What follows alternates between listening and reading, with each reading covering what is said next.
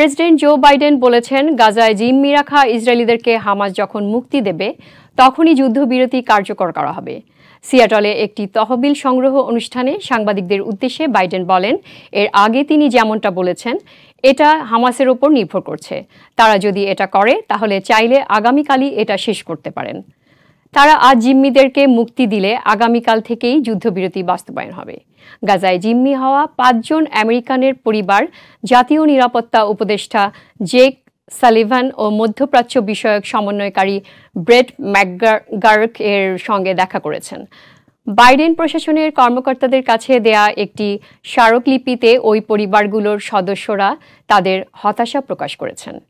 বিশেষ করে সম্প্রতি হামাসের প্রকাশিত ভিডিওতে জিম্মিদেরকে দুর্বল, ফ্যাকাশে ও চলাচলে অক্ষম দেখার পর তাদের মধ্যে এই হতাশার পরিমাণ বেড়েছে। চলতি সপ্তাহের শুরুতে কোনো চুক্তিতে সম্মত না হয়েই হামাস ও ইসরায়েলের কর্মকর্তারা কায়রো ত্যাগ করেছেন। হামাসের কর্মকর্তারা বলেছেন, কায়রোর আলোচনায় মধ্যস্থতাকারীদের যুদ্ধবিরতির প্রস্তাব ইসরায়েল প্রত্যাখ্যান করায় জিম্মিদের মুক্তির বিষয়টি স্থবির হয়ে পড়েছে।